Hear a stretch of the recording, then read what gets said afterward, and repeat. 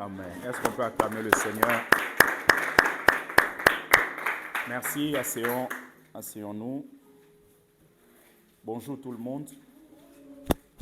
Alors, je nous prie de prendre nos Bibles.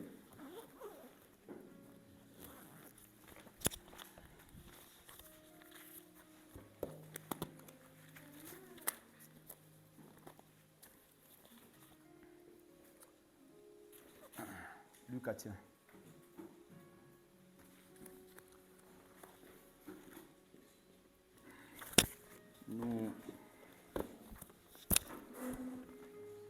Nous allons partager sur un thème très important que nous pouvons noter: Dieu, Saül et David.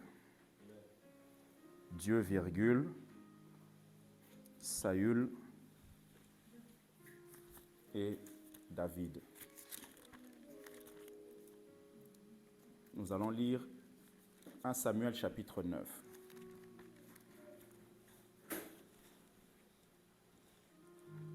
Et ensuite on lira 1 Samuel chapitre 10, le premier verset. Et on finira avec Josué chapitre 5, du verset 11 au verset 12. 1 Samuel chapitre 9. C'est un peu long, mais ça vaut la peine que nous puissions le lire pour être vraiment dedans lorsque les explications seront données. Je commence. Il y avait un homme de Benjamin nommé Kis, fils d'Abiel, fils de Tseror, fils de Bécorath, fils d'Aphiash, fils d'un Benjamite. C'était un homme fort et vaillant. Il avait un fils du nom de Saül, jeune et beau, plus beau qu'aucun des enfants d'Israël, et les dépassant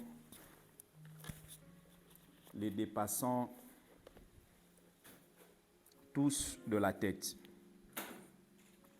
Les ânesses de Kis, père de Saül, s'égarèrent, et Kis dit à Saül, son fils: « Prends avec toi l'un des serviteurs, lève-toi, va et cherche les ânesses. » Il passa par la montagne d'Éphraïm et traversa le pays de Shalisha, sans les trouver. Ils passèrent par le pays de Shalim, et elles n'y étaient pas. Ils parcoururent le pays de Benjamin, et ils ne les trouvèrent pas.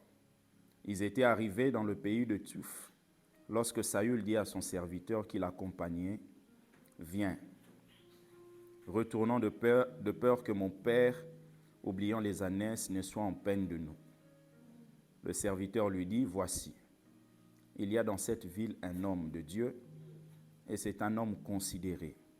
Tout ce qu'il dit ne manque pas d'arriver. Allons-y donc. Peut-être nous fera-t-il connaître le chemin que nous devons prendre. » Saül dit à son serviteur: « Mais si nous y allons, que porterons-nous à l'homme de Dieu? Car il n'y a plus de provisions dans nos sacs, et nous n'avons aucun présent à offrir à l'homme de Dieu. Qu'est-ce que nous avons? » Le serviteur reprit la parole et dit à Saül: « Voici, j'ai sur moi le quart d'un sicle d'argent. Je le donnerai à l'homme de Dieu, et il nous indiquera notre chemin. » Autrefois en Israël, quand on allait consulter Dieu, on disait: « Venez et allons vers le voyant. » Car celui qu'on appelle aujourd'hui le prophète s'appelait autrefois le voyant.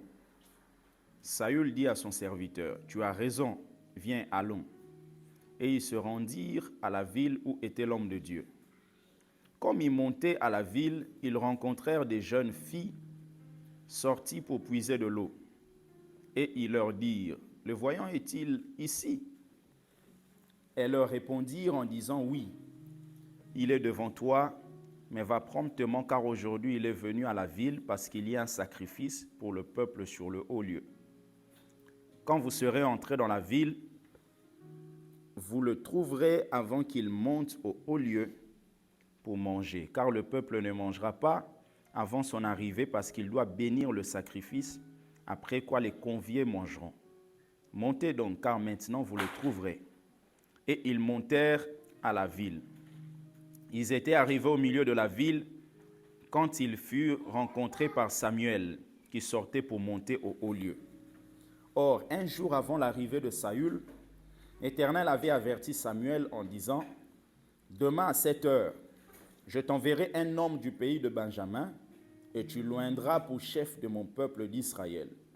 Il sauvera mon peuple de la main des Philistins, car j'ai regardé mon peuple parce que son cri est venu jusqu'à moi. » Lorsque Samuel eut aperçu Saül, l'Éternel lui dit, « Voici l'homme dont je t'ai parlé, celui qui régnera sur mon peuple. » Saül s'approcha de Samuel au milieu de la porte et dit, « Indique-moi, je te prie, où est la maison du voyant ?» Samuel répondit à Saül, « C'est moi qui suis le voyant. Monte devant moi au haut lieu, et vous mangerez aujourd'hui avec moi. Je te laisserai partir demain, et je te dirai tout ce qui se passe dans ton cœur. Ne t'inquiète pas des ânesses que tu as perdues il y a 3 jours, car elles sont retrouvées. Et pour qui est réservé tout ce qu'il y a de précieux en Israël, n'est-ce pas pour toi et pour toute la maison de ton père? » Saül répondit, « Ne suis-je pas benjamite, de l'une des plus petites tribus d'Israël, et ma famille n'est-elle pas la moindre de toutes les familles de tribus de Benjamin? Pourquoi donc me parles-tu de la sorte? » Samuel prit Saül et son serviteur, les fit entrer dans la salle et leur donna une place à la tête des conviés, qui étaient environ 30 hommes. Samuel dit au cuisinier, « Sers la portion que je t'ai donnée en te disant, mets-la à part. » Le cuisinier donna l'épaule et ceux qui entourent, et il la servit à Saül. Et Samuel dit, « Voici ce qui a été réservé, mets-le devant toi et mange, car on l'a gardé pour toi lorsque j'ai convié le peuple. » Ainsi Saül mangea avec Samuel ce jour-là. Ils descendirent du haut lieu à la ville, et Samuel s'entretint avec Saül sur le toit. Puis, ils se levèrent de bon matin, et dès l'aurore, Samuel appela Saül sur le toit et dit, « Viens, et je te laisserai partir. » Saül se leva, et ils sortirent tous deux, lui et Samuel. Quand ils furent descendus à l'extrémité de la ville, Samuel dit à Saül, « Dis à ton serviteur de passer devant nous. » Et le serviteur passa devant. « Arrête-toi maintenant, reprit Samuel, et je te ferai entendre la parole de Dieu. » Le chapitre 10, juste après le premier verset, la Bible dit, « Samuel prit une fiole d'huile qu'il répandit sur la tête de Saül. Il le baisa et dit, « L'Éternel ne t'a-t-il pas oint pour que tu sois le chef de son héritage? » Prenons Josué chapitre 5.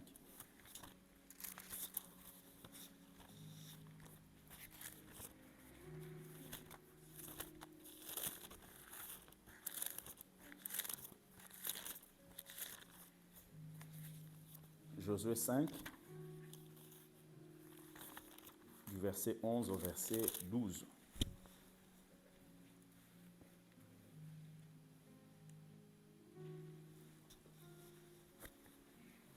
Regardez, il est écrit, « Ils mangèrent du blé du pays le lendemain de la Pâque, des pains sans levain et du grain rôti.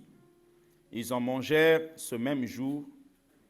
La manne cessa le lendemain de la Pâque, quand ils mangèrent du blé du pays.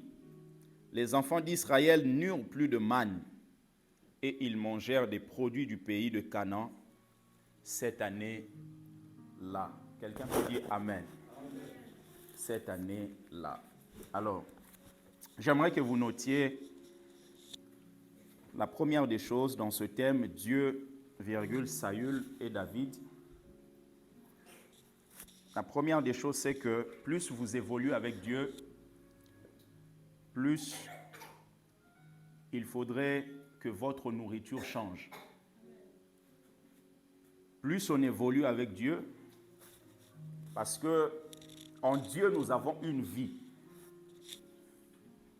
Et la vie que nous avons en Dieu peut bien être expliquée en regardant la vie naturelle. Plus un enfant grandit, évolue, plus sa nourriture change. Et avec Dieu, c'est pareil. Plus on évolue avec Dieu, plus il faudrait que notre nourriture change.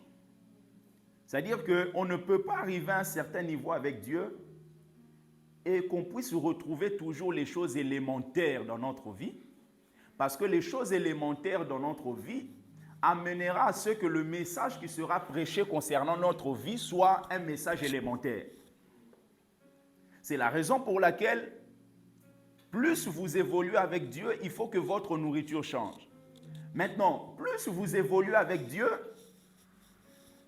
la solidité de votre parcours dépendra de la maîtrise que vous avez des choses élémentaires. Parce que vous ne pouvez pas briller au sommet si vous n'avez pas maîtrisé les choses élémentaires qui sont terre à terre. Personne ne peut réussir à l'université s'il ne sait pas comment on additionne, s'il ne sait pas comment on écrit l'alphabet. Malgré l'onction que je peux avoir, malgré l'esprit de Dieu que je peux avoir, malgré le fait que tu peux recevoir l'imposition des mains. Mais bien aimé, si vous prenez quelqu'un qui ne connaît pas ces choses élémentaires, ne peut pas réussir au sommet. C'est la raison pour laquelle dans ce texte de Josué, le peuple était esclave. Et la volonté de Dieu, c'était que le peuple sorte de l'esclavage et allait conquérir la terre promise. Maintenant, quand le peuple est sorti, Dieu a donné une nourriture au peuple. Et cette nourriture, on l'appelle la manne. Et quand Dieu a donné la manne, parce que la manne en hébreu, c'est manou, ça signifie qu'est-ce que c'est? Ça dit qu'il ne s'attendait pas à ceux qui puissent recevoir cette nourriture. Dans la marche avec Dieu, Dieu fera en sorte que certaines choses viennent dans ta vie, que ce soit comme des qu'est-ce que c'est. Tu puisses te demander, mais finalement, ça vient d'où? Parce que c'est la provision divine afin de te permettre de continuer ton chemin et ta route. La manne est descendue et la manne, c'est la manifestation. C'est la manifestation de la bonté de Dieu. Mais le problème, c'est que la manifestation ne peut pas remplir le cœur de quelqu'un. Dans manifestation, vous avez le mot manne. Ce qui remplit la vie de quelqu'un, c'est la présence de Dieu. Parce que la manifestation émane de la présence de Dieu. Moïse a fait des miracles, mais le peuple était toujours esclave. Mais il a fallu que Dieu donne une méthode et que sa présence puisse passer, la présence de l'ange qui le représente, pour pouvoir détruire afin qu'eux soient libres. Bien-aimé, Dieu peut restaurer le cœur de quelqu'un, peut restaurer le corps de quelqu'un, peut restaurer la vie de quelqu'un. Mais la personne allait quand même en enfer. Ce qui est le plus important, c'est la présence de Dieu. Et plus vous avancez avec Dieu, plus votre nourriture doit changer. La maturité exige un changement de nourriture.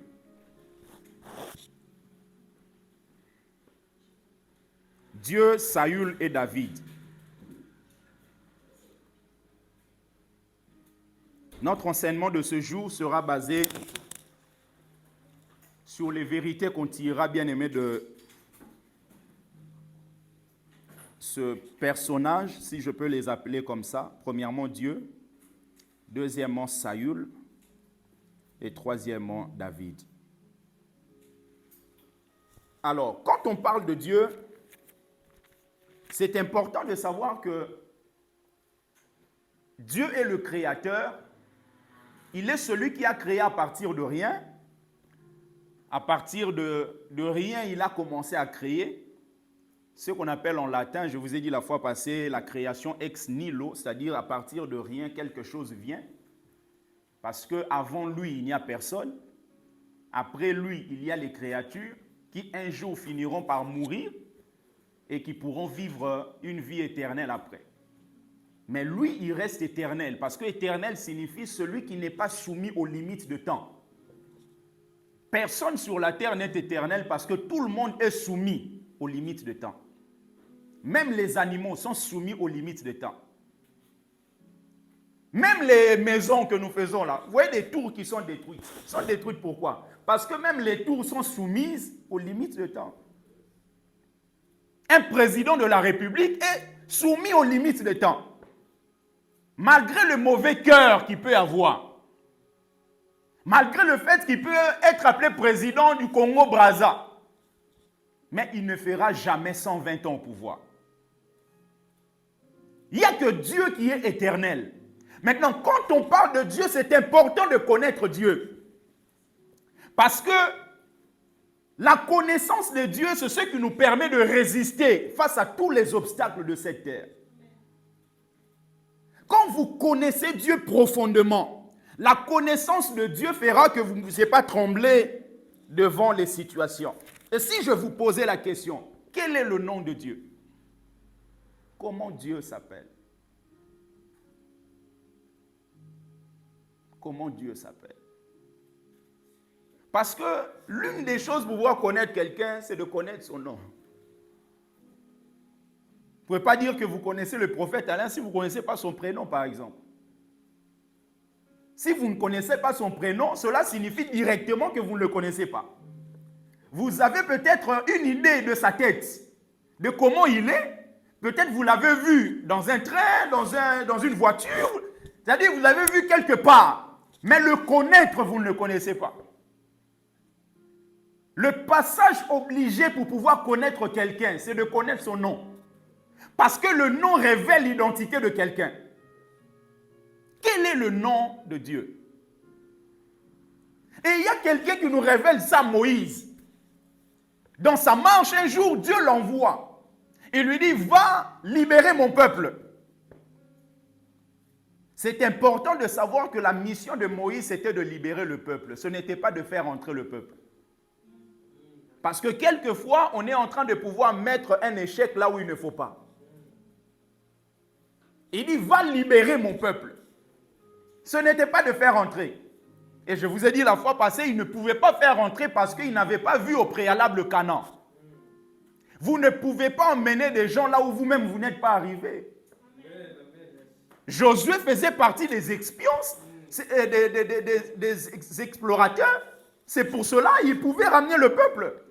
Il a vu. Quand tu ne vois pas la grandeur, tu ne peux pas ramener les gens dans la grandeur. Non. Quand tu ne vois pas une certaine excellence, tu ne peux pas ramener les gens dans l'excellence. Là où tu vois, c'est là où Dieu t'emmènera. Il dit à Moïse, à Abraham, sors, regarde le ciel. Parce qu'il faut d'abord voir avant d'expérimenter. Et maintenant, ce Moïse qu'il envoie, Moïse lui dit, mais si on me demande, quel est le nom de celui qui t'envoie? Qu'est-ce que je dirais? En fait, Moïse est en train de nous révéler quelque chose qui montre vraiment que nous venons tous d'Adam, quoi. Il est en train de dire, moi je suis de là où je suis, je vais aller en Égypte pour libérer ton peuple, mais tu sais, nous ici sur la terre, nous tous qui venons d'Adam, il y a un langage commun. Quand tu fais quelque chose comme ça, on te dit facilement, qui t'a envoyé? C'est même en lingala, on le dit, hein. Namwatindio. C'est-à-dire qu'il te fait quelque chose, il dit, mais qui t'a envoyé? Donc tu as besoin de connaître qu'est-ce qui se cache derrière ce qu'il fait. Et c'est important parce que vous ne pouvez pas vous présenter comme ça. Il faut qu'il y ait quelqu'un derrière vous pour vous appuyer. Et maintenant, Moïse, connaissant ça, il dit, mais donne-moi les gages, que je puisse... Parce que si je vais, je dis, non, non, c'est juste quelqu'un qui m'a parlé, ce sera très vague. C'est pour cela que c'est important, quelquefois, tu peux avoir des débats avec des gens, tu dis, mais à quoi seulement? Non, il n'y a pas de quoi seulement. Donne l'explication. C'est vrai qu'il y a certaines dimensions, ça demande de la foi pour pouvoir avancer dans certaines choses. Mais la Bible est tellement grande comme ça, donne des explications. Qui t'a envoyé? Et c'est là maintenant que Dieu va se manifester. Il va dire, je suis celui qui est. Celui qui s'appelle je suis, c'est celui qui t'envoie. Maintenant, celui qui s'appelle je suis, il le dit comme ça pourquoi? Parce que Dieu ne veut pas mettre de barrière. Si Dieu dit je suis le guérisseur, cela veut dire le guérisseur n'aura pas la possibilité de ramener quelqu'un à l'élévation. S'il dit je suis celui qui restaure,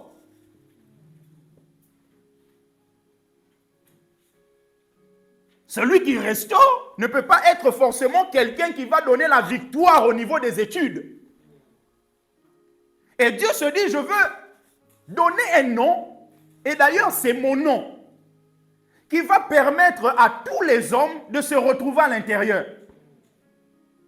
Donc vous voyez que la dimension de la foi, la limite se trouve à ton niveau et pas au niveau de Dieu. Il dit, je suis. C'est un peu comme un chèque en blanc, papa.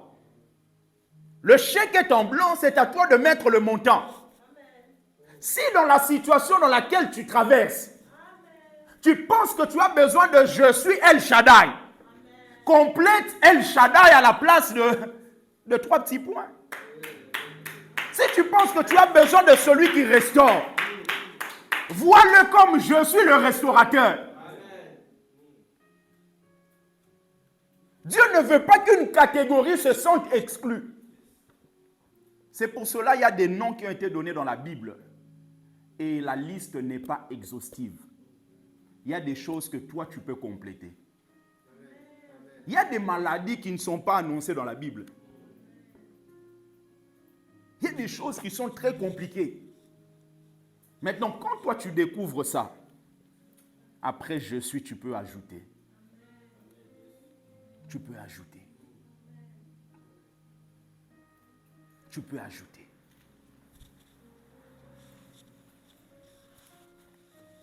Dieu, Elohim, Dieu.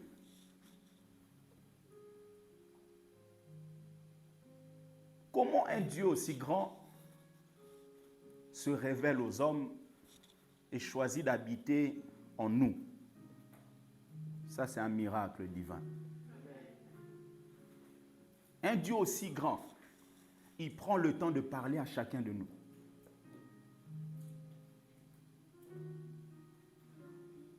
Dans ce monde, quand quelqu'un commence à... Tout ce qui est bas là, commence à rester là-bas, loin de lui.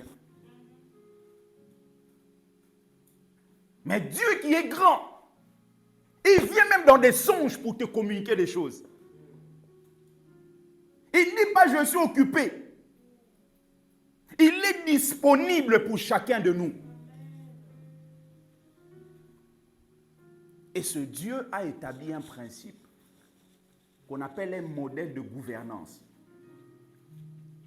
Le modèle de gouvernance de Dieu, c'est ce qu'on appelle la théocratie. Parce qu'il y a plusieurs modèles de gouvernance. En fait, nous sommes tellement habitués à la démocratie que nous avons tendance à oublier ce qui régit la manière de fonctionner de Dieu, la théocratie. Quand on parle de la démocratie, cela veut dire que le pouvoir appartient au peuple. Dans la démocratie, on écoute la voix de tout le monde et on choisit la voix de la majorité. Mais ce n'est pas comme ça que Dieu fonctionne.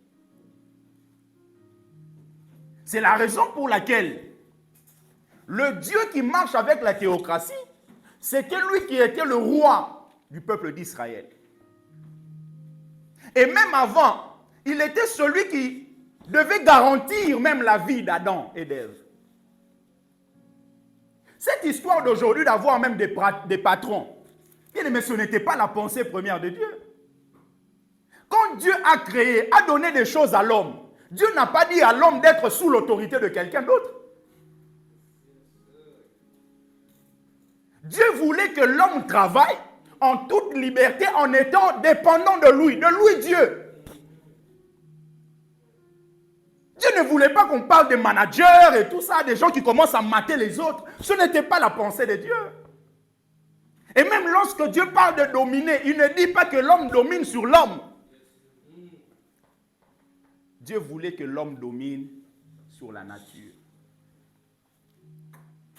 Voyez combien le péché est venu nous rabaisser à un niveau qui nous oblige aujourd'hui d'avoir des autorités, des gens qui peuvent maintenant réguler la manière de fonctionner.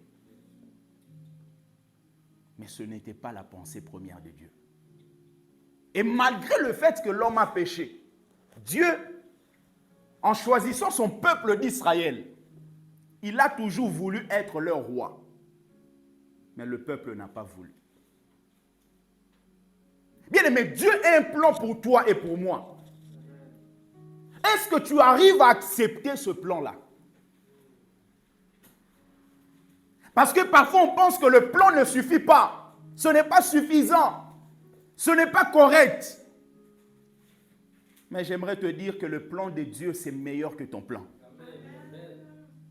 Le plan de Dieu. Comment Dieu peut ramener la victoire à un peuple en disant à Gédéon de réduire le nombre? Mais c'est contradictoire naturellement. Tu veux qu'on gagne, mais pourquoi tu dis que le nombre est trop élevé? Parce que le plan de Dieu, c'est meilleur que notre plan. Ce Dieu,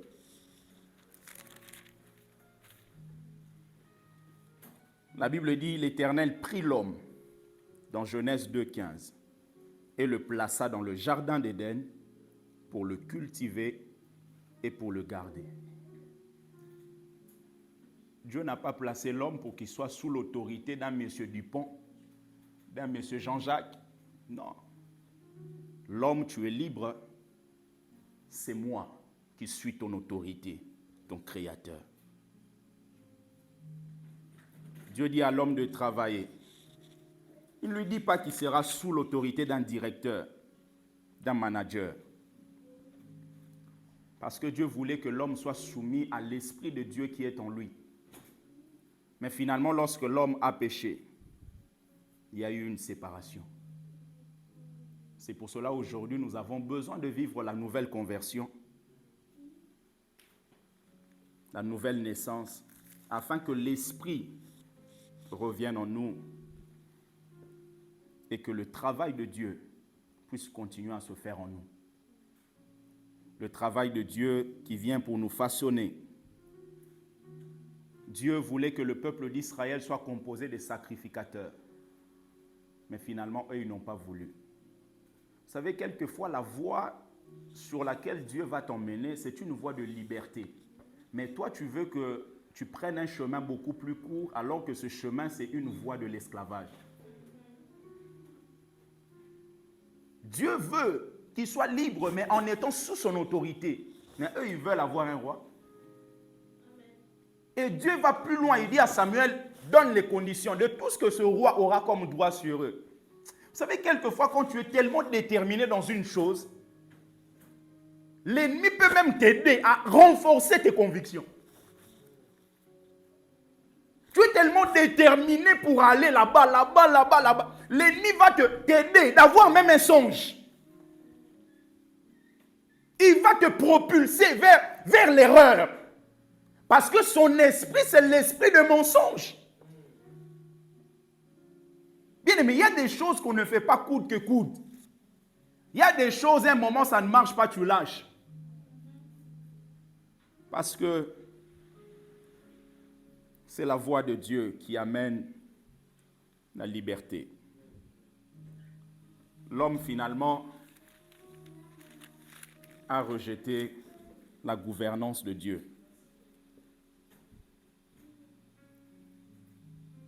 Aujourd'hui, l'autorité s'exerce dans un sens inverse. Quand vous lisez Genèse 3, du verset 16 au verset 19,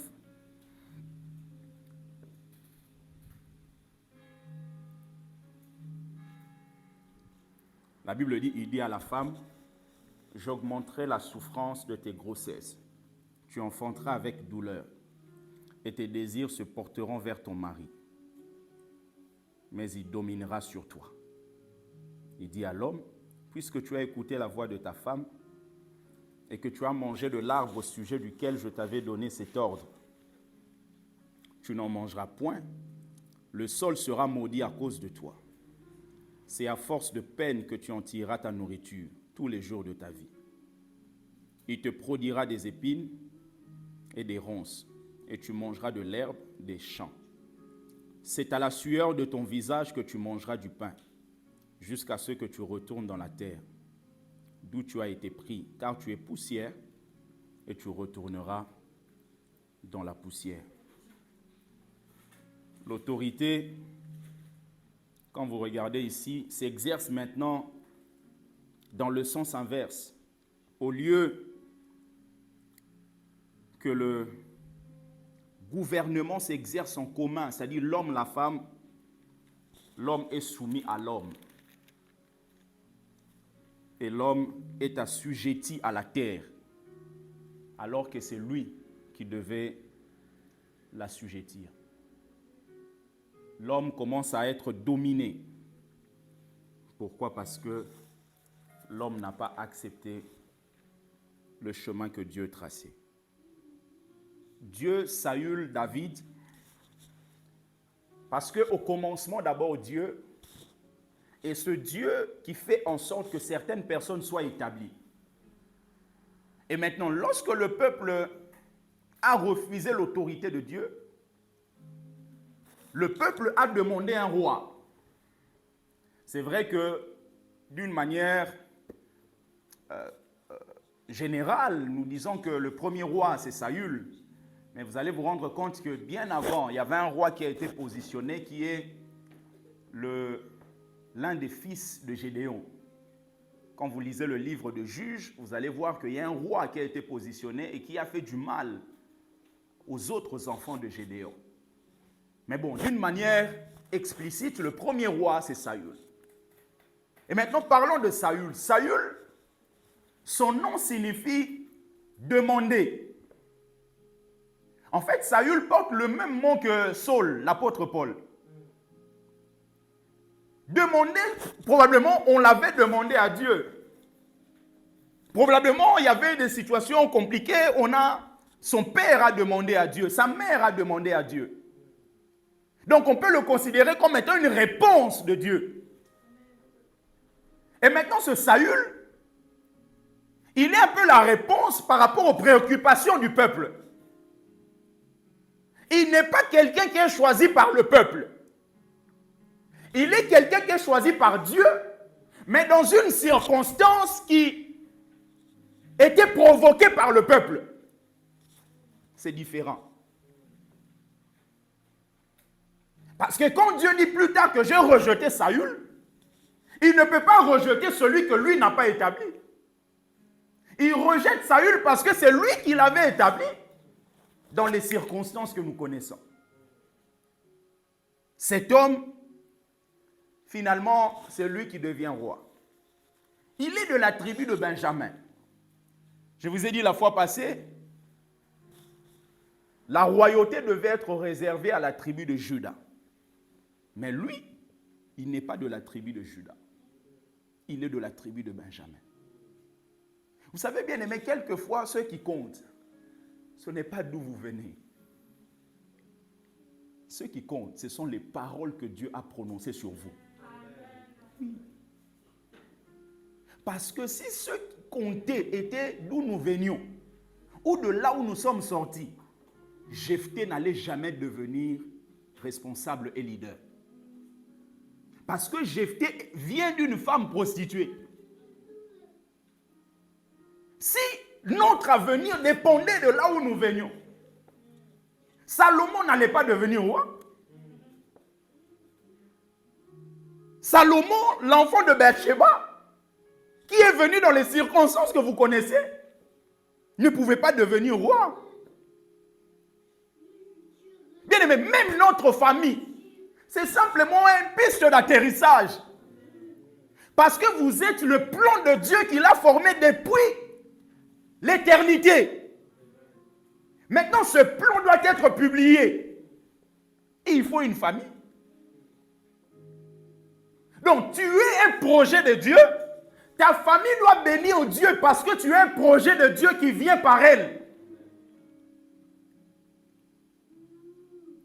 Le projet de Dieu ne dépend pas de la famille. Le projet de Dieu dépend de ce que lui a déposé en celui qui est son projet.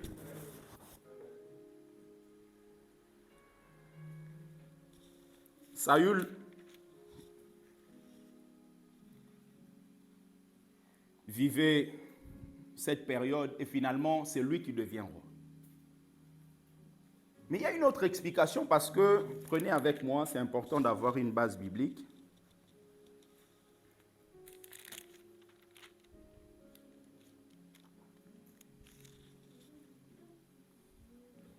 Un Chronique, chapitre 2, le verset 4. Un Chronique, chapitre 2, le verset 4. La Bible dit, Tamar, belle-fille de Juda, lui enfanta Pérez et Zérach. Total des fils de Juda, 5. Alors, l'histoire de la relation entre Tamar et Juda, vous pouvez lire ça plus tard, c'est dans Genèse chapitre 38. Juda qui est de la lignée, justement, c'est au travers de sa lignée que les rois doivent venir. Un jour, il a couché avec sa belle-fille. C'est vrai que la belle-fille s'était déguisée en prostituée, mais quand même, Juda, voir des prostituées, ce n'est pas une bonne chose, quoi. Mais bon, il est parti avec une prostituée et c'est après qu'il s'est avéré, il a compris que c'était sa belle-fille. Parce que sa belle-fille avait épousé justement le fils de Juda. Et ce fils-là, le premier, était mort parce que Dieu l'avait tué. Parce que au lieu de semer là où il faut semer, lui, il jetait par terre. Et après, le deuxième est aussi mort. Et le troisième, finalement, on ne pouvait pas lui donner parce qu'il était très jeune. Donc, il fallait attendre un certain âge. Parce que c'est ce qui se passait avant. Lorsque vous mourrez sans laisser des enfants, votre proche parent va prendre votre femme pour faire des enfants. Et le premier enfant qui viendra, on lui donnera votre nom, vous le défunt, afin que ce nom ne soit pas ôté d'Israël. Pour que le nom soit perpétué comme ça. Et finalement, c'est ce qui s'est appliqué. Et vous allez voir, par exemple, lorsque Jésus voit les gens de son époque, ils disent, mais il y avait une femme qui avait épousé un homme, et tout ça. Et finalement, ils sont retrouvés à 5. Au ciel, là-bas, sera femme de qui? Et Dieu leur a dit, vous ne comprenez ni les Écritures, ni les choses de Dieu. Parce qu'au ciel, il n'y a pas cette histoire de mariage. En tout cas, le mariage, c'est entre Christ et son corps. Mais pas entre hommes et femmes. Et finalement, Juda, là, ne pouvait pas pourvoir un roi pendant au moins 10 générations. Prenez avec moi Deutéronome, chapitre 23.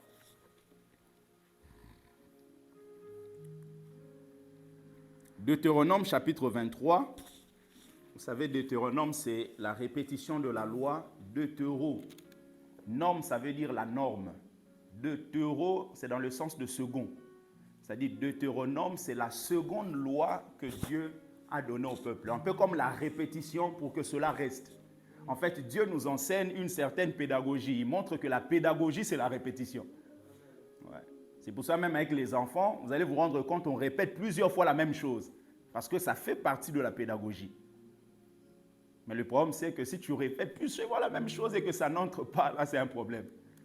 Mais la pédagogie exige à ce que vous puissiez répéter plusieurs fois. Et Dieu, le meilleur des pédagogues, nous donne une leçon avec Deutéronome. Donc, quand quelqu'un te posera la question, tu dis ça, après tu dis, c'est mon pasteur qui m'a dit. Deutéronome 23, 1 à 2. Celui dont les testicules ont été écrasés ou l'urètre coupé n'entrera point dans l'assemblée de l'Éternel. Celui qui est issu d'une union illicite n'entrera point dans l'assemblée de l'Éternel.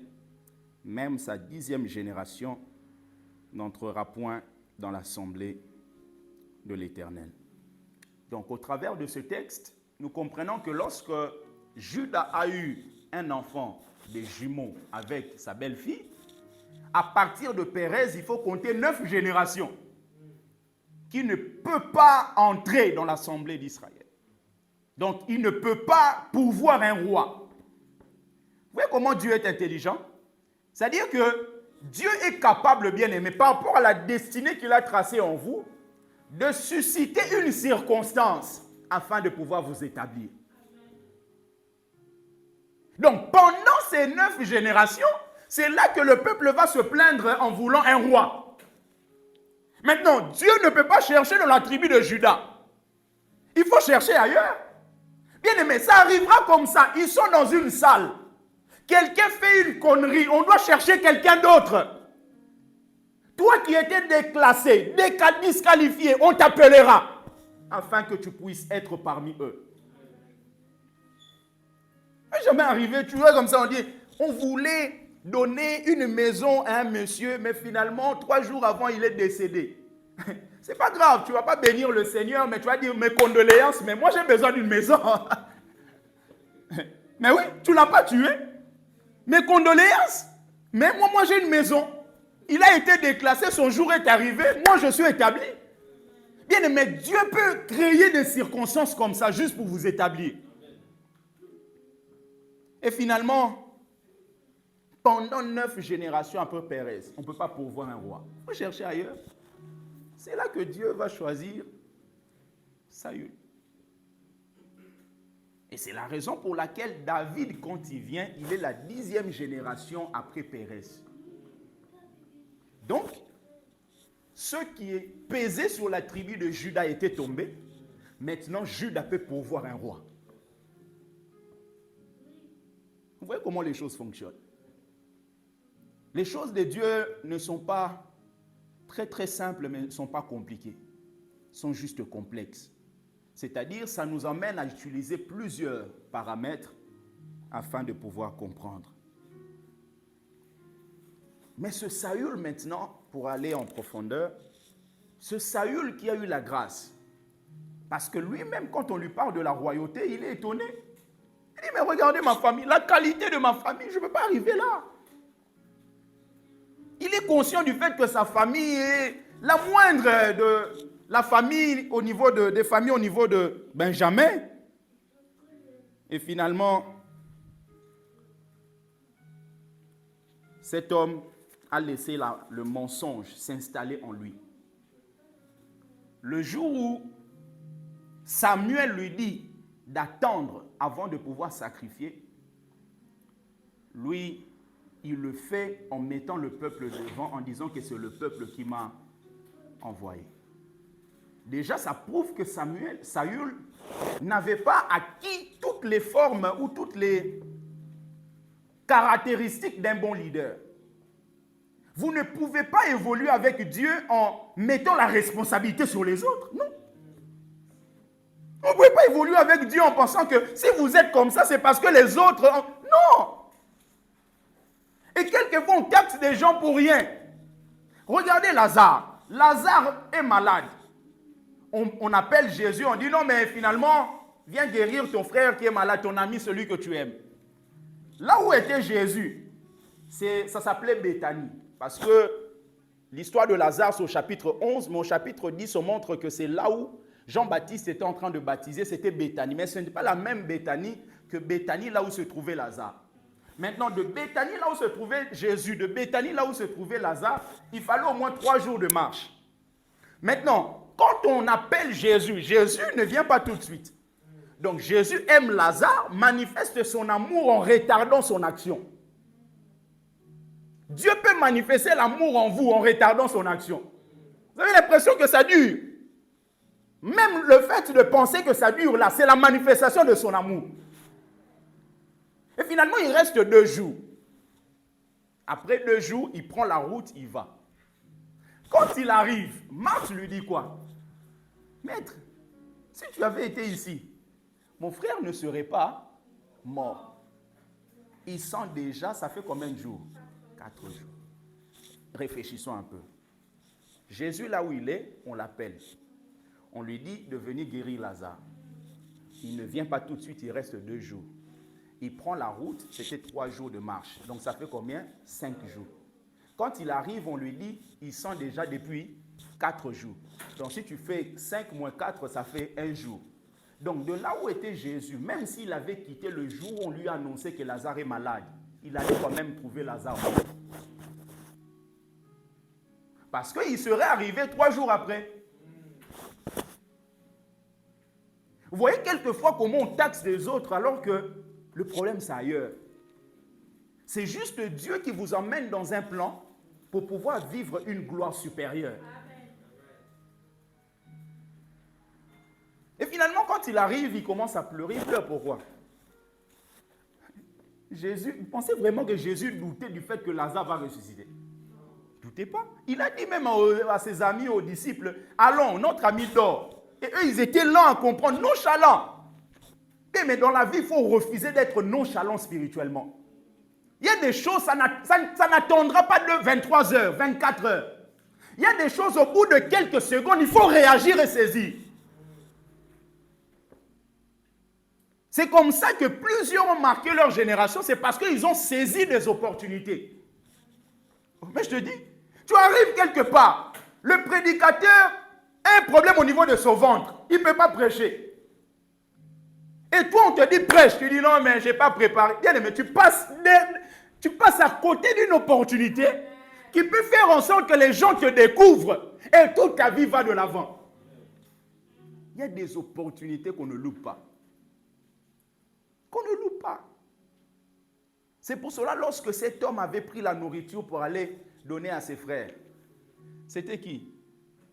David ou David a pris la nourriture. Il arrive quelque part, un homme lui dit, j'avais entendu tes frères dire allons à Dothan. Cet homme-là, depuis le jour où on a parlé de lui, on a pu parler de lui dans la Bible. Il y a des gens qu'on ne rencontre pas 2 fois. Une seule fois tu le rencontres, tu saisis l'opportunité, ta vie change. Oui. Même toi-même, essaie de réfléchir. Depuis que tu es né, il y a des visages que tu n'as pas vus 2 fois. Il y a des visages, c'est-à-dire que depuis ton parcours, il y a des gens que tu as vus 1 fois, c'est fini, tu ne les as plus revus. Il y a des gens qui étaient même proches de toi, peut-être sur une même table. Vous mangez peut-être ensemble, toi tu ne le connaissais pas. Mais ils étaient là. Mais depuis le jour-là, tu ne les as plus revus. Parce qu'il y a des gens qu'on ne voit qu'une seule fois dans la vie. Mais quand on apprend à saisir l'opportunité, on peut aller beaucoup plus loin avec Dieu. Samuel dit à Saül d'attendre, mais Saül se dit, c'est le peuple qui m'a poussé. Non. Jésus pleure pourquoi? Il pleure parce que il se rend compte que le péché a amené l'homme à vivre ce que Lazare vit. Lazare est mort pourquoi? Parce que le péché est entré. Si le péché n'était pas entré, il n'y aurait pas eu ça. Jésus pleure en disant, mais le péché a amené vraiment ces gens à vivre ça. Il y a Marthe qui pleure là-bas, Marie de l'autre côté, il y a des gens qui pleurent. Beaucoup de gens du village étaient venus. Peut-être il y avait des pleureurs. Vous savez, les pleureurs dans les temps anciens, c'était des gens que vous pouviez payer pour pleurer dans votre deuil. Et maintenant, il y en a encore, hein? Il y en a maintenant, surtout en Côte d'Ivoire. Même au Congo, ça commence à monter. Vous prenez des mamans, 5-6 mamans sont là. Tu peux dire, mais maman, tu étais la petite sœur ou... Non. Ce sont des pleureurs. Et dans le temps ancien, ça existait. Des gens que vous pouvez payer pour juste pleurer et mettre de l'ambiance dans votre... Vous voyez combien les gens... Donc vous coupez, mais vous avez un esprit mauvais. Oh!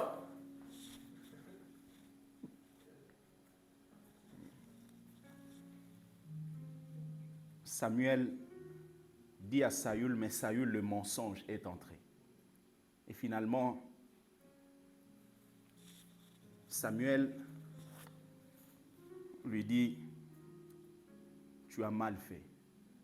Dieu te rejette. Vous savez, à un moment, il faut faire une évaluation de sa propre vie. Parce que lorsque vous ne faites pas une bonne évaluation, la mauvaise évaluation va engendrer des illusions dans votre vie. C'est-à-dire que vous aurez une mauvaise perception de vous-même, pensant arriver quelque part alors que vous êtes au rez-de-chaussée. Et maintenant, le jour où ça va se dévoiler aux yeux de tous, ce sera la honte. Il y a des gens, vous entendez prêcher, parler, vous avez moi comme l'impression qu'il est en train de dévoiler son ignorance. Mais lui, il ne sait pas qu'il est ignorant. Ça, c'est très dangereux. Ça, c'est très dangereux. Dieu nous a donné des choses à l'image de Saül. Bien-aimés, qu'est-ce que nous faisons avec ça? 1 Samuel 15.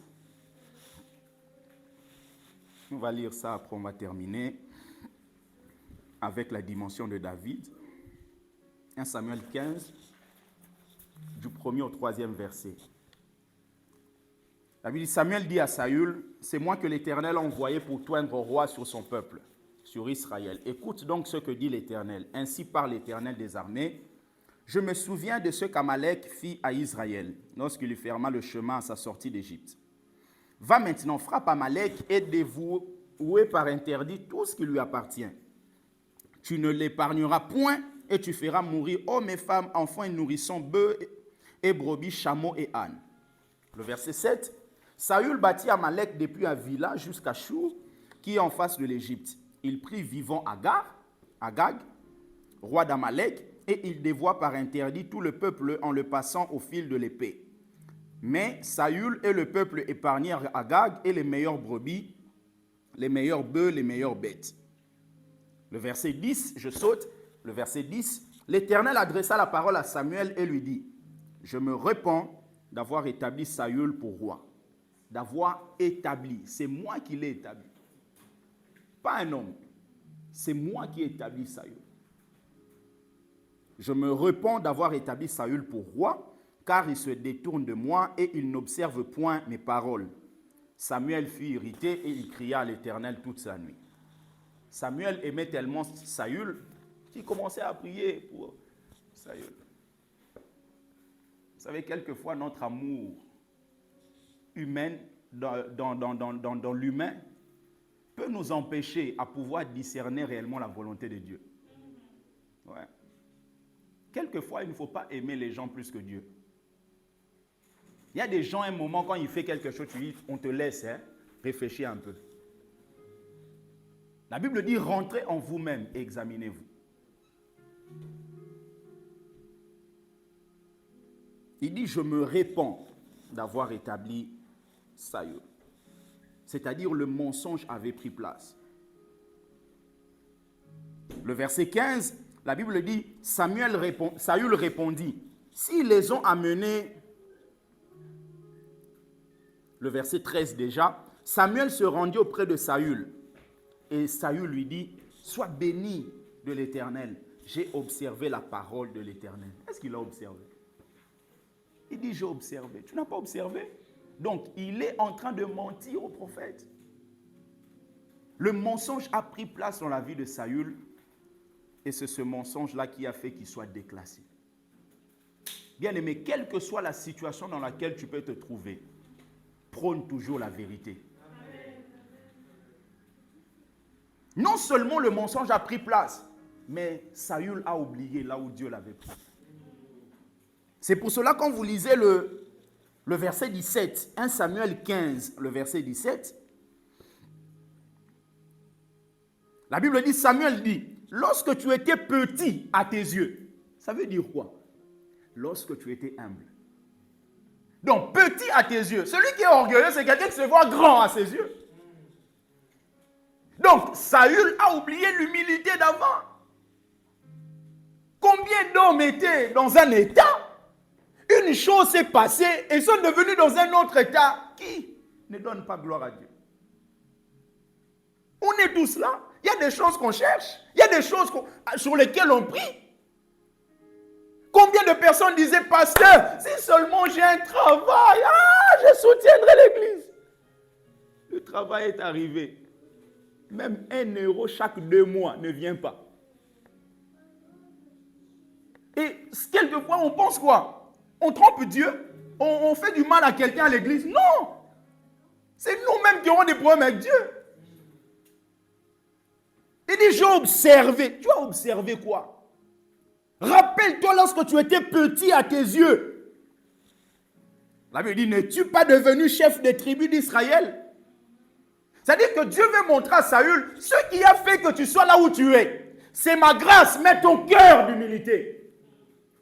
Bien-aimé, quand tu mets à l'écart ce qui faisait ta force d'avant, tu te perdras. Ce qui faisait la force de Saül, c'était l'humilité. Et l'Éternel ne t'a-t-il pas oint pour que tu sois roi sur Israël? Il ne vient pas en disant, prophète, j'ai mal agi. Il dit, j'ai observé parole de l'Éternel. Et troisièmement, pour terminer, David. Justement, David, son nom signifie bien-aimé. Il est tellement aimé de Dieu que Dieu l'appelle l'homme selon mon cœur. Ce n'est pas juste parce que Dieu l'aime, c'est parce que son cœur plaît à Dieu. Il y a des cœurs qui plaisent à Dieu malgré les erreurs qu'on peut connaître. Oui. Il y a des gens, c'est-à-dire leur vie chrétienne, vous avez l'impression qu'il y a des choses, mais le cœur qu'ils ont là, c'est un cœur que Dieu accepte. Pourquoi? Parce qu'ils sont tellement prompts à pouvoir revenir vers Dieu. Et c'est ce cœur-là qu'avait David. À chaque fois qu'il allait loin, il revenait promptement. À chaque fois. L'arrogance de Saül lui a coûté la royauté.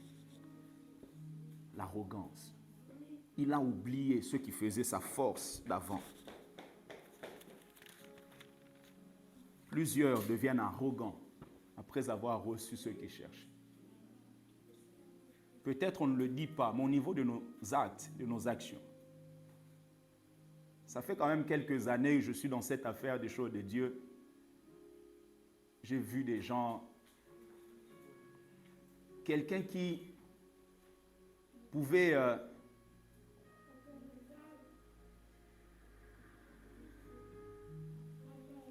même pleurer pour que vous lui donnez même 100 euros. Mais lorsqu'il a, il vous oublie. Il y a des gens, tu peux l'aider. Il ne connaît pas les choses de Dieu, tu l'aides. Il commence à comprendre comment on lit Genèse et tout ça. Pouf! La tête monte. Et de telles personnes ne vont pas loin. C'est pour cela qu'il y a des gens, plus le temps passe, plus vous vous rendez compte que même l'huile disparaît dans leur vie. Oui. Vous allez voir vraiment quelqu'un, même la beauté physique commence à disparaître. Vous savez quand l'huile est là, l'huile rend beau. Hein? Oui. Il y a des gens, moi, ils disent, mais ah, dit toko. Parce que l'onction embellit. Mais je vous dis, l'onction embellit. L'onction embellit. C'est pour ça qu'il faut chercher l'onction. Ce qui préoccupait Saül, ce n'était pas Dieu, mais c'était le regard des autres. Au verset 27, la Bible dit, et comme Samuel se tournait pour s'en aller, Saül le saisit par le pan de son manteau qui se déchira. Samuel lui dit, l'Éternel déchire aujourd'hui de dessus toi la royauté d'Israël, et il la donne à un autre qui est meilleur que toi. Celui qui est la force d'Israël ne ment point et ne se repent point, car il n'est pas un homme pour se repentir.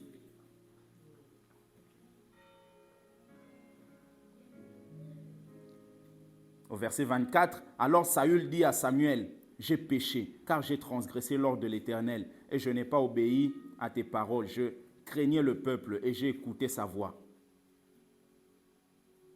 Écoutez sa voix. Et le verset 30, la Bible dit, Saül dit encore, j'ai péché, maintenant je te prie, honore-moi. Honore-moi en présence des anciens de mon peuple. C'est-à-dire que malgré le fait qu'il a fait du mal, lui, il veut qu'on l'honore. Donc, ce qui le préoccupe là, c'est le regard des autres. Il y a des gens, c'est-à-dire que quand il pleure qu'il est dans un scandale, ce n'est pas qu'il pleure parce que sa relation avec Dieu et tout ça. Il pleure parce que les gens ont vu. C'est pour ça que je ne cesse de dire, la plupart des scandales qu'on a vus là, récemment là, la plupart des gens, quand vous les suivez bien, vous allez vous rendre compte qu'ils ne pleurent pas parce qu'ils ont offensé Dieu. Ils pleurent parce que ce qu'ils ont fait en secret a été découvert. C'est-à-dire que si ce n'était pas sorti, ils pouvaient continuer à faire ça. Ils pouvaient continuer à manifester ce comportement-là. David, lui finalement, était différent. David a marqué sa génération. Il a accepté de relever le défi d'affronter Goliath. Dieu reste Dieu.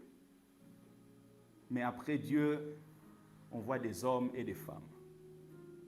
On peut choisir d'être Saül, mais on peut choisir aussi d'être David. D'avoir ce cœur repentant qui revient vers Dieu. Et finalement, quand on choisit d'être David, bien-aimé de Dieu, celui que Dieu aime, il y aura des situations compliquées qu'on devra faire face. Et j'aimerais, pour terminer cet enseignement, voir avec vous 3 types de personnes qui peuvent faire face aux obstacles. 3 types de personnes. Et dans ces 3 types de personnes, toi-même, tu choisiras dans quel type tu es. Et tu verras le conseil divin, comment changer ou améliorer ce que tu es à cet instant. Je vous prie de noter. Notez avec moi, comme ça on va terminer. On va prier. Le premier type, ce sont ceux qui acceptent les difficultés et les obstacles. Ce sont ceux qui acceptent les difficultés et les obstacles.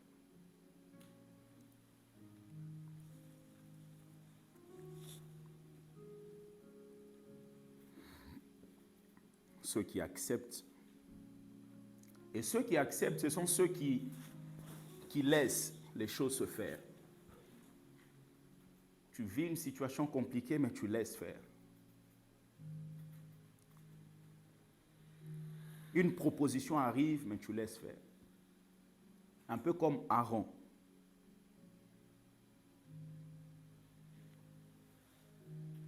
Exode chapitre 32, le verset 21. Notez juste le verset, je vais lire. Exode 32, le verset 21. La Bible dit, Moïse dit à Aaron, que t'a fait ce peuple pour que tu l'aies laissé commettre un si grand péché? C'est-à-dire qu'il y avait une situation et Aaron a laissé faire. Bien aimé, il y a des situations, quand tu laisses faire, ça s'aggrave. Le premier type, ceux qui laissent faire. Et Aaron, à cette question, il répond, que la colère de mon Seigneur ne s'enflamme point. Tu sais toi-même que ce peuple est porté au mal. Ils m'ont dit, fais-nous un Dieu qui marche devant nous, car ce Moïse, cet homme qui nous a fait sortir du pays d'Égypte, nous ne savons ce qu'il est devenu. Aaron, tu es quel leader? Tu laisses faire. Il oublie que c'est lui. Oh, mais tu sais, moi je vis comme ça parce qu'en ce temps, il y a des choses difficiles. Non, mais bien aimé, les temps sont difficiles pour tout le monde. Oh, mais pasteur, tu sais, moi je ne peux pas être fidèle avec Dieu dans mes finances parce que je vis des... Bien aimé, tout le monde vit des galères. Tout le monde. Tout le monde. Oh, mais moi je ne peux pas prier parce que tu sais, en ce moment et tout ça, avec les embouteillages. Bien aimé, tout le monde vit ça. Tout le monde vit ça. Et Et quelquefois, il y a des gens qui ne parlent pas, mais qui vivent des choses pires que ce que toi tu vis. Ils l'oublient. Ils l'oublient.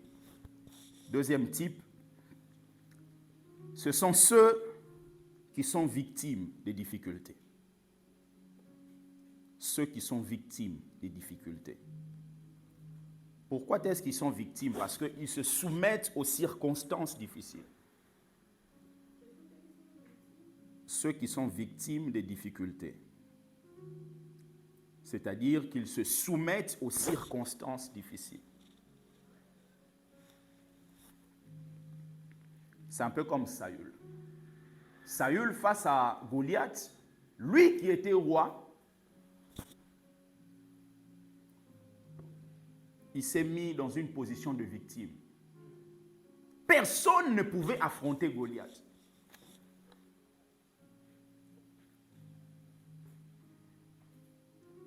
Bien-aimé, ne laisse pas faire les choses et ne sois pas dans une position de victime. Affronte les histoires. Affronte les obstacles. Affronte ça dans la prière.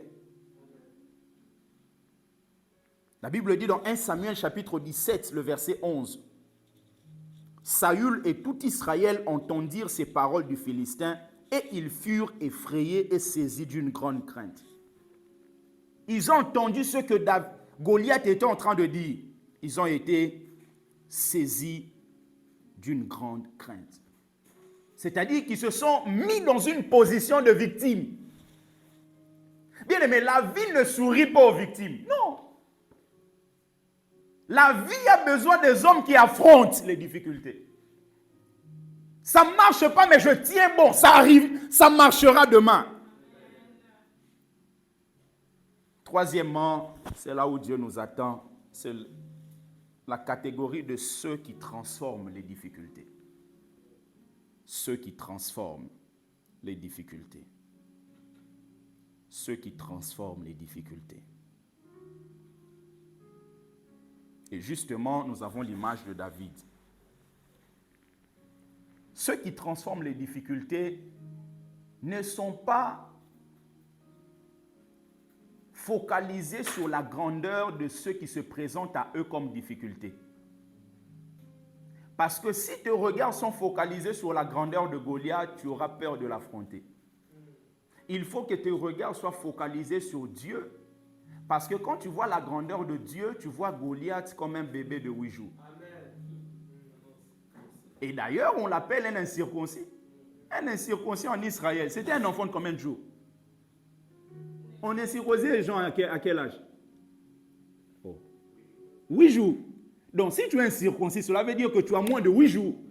Et comment toi tu vas fuir devant un enfant de moins de 8 jours? Donc tout dépend de notre perception. Les autres avaient peur, mais David voyait Goliath comme un enfant de moins de 8 jours. Il y a des situations qui sont très difficiles, mais ton regard spirituel fera en sorte que tu vois ça différemment. David a transformé cette situation. Parlons même de ceux qui traversaient la vallée de Baca, la Bible dit il la transforme. Dieu a mis en toi, en moi, le pouvoir, la force de transformer les situations, de déclarer le contraire de ce qui arrive. Lorsque tu vois une réalité, je dis la fois passée, déclare la vérité. La vérité triomphera toujours sur la réalité. Ne soyons pas de ceux qui subissent les choses et finir par dire ça se passe seulement comme ça. Soyons de ceux qui sont conscients du pouvoir que Dieu nous a donné. Amen. Est-ce qu'on peut acclamer le Seigneur?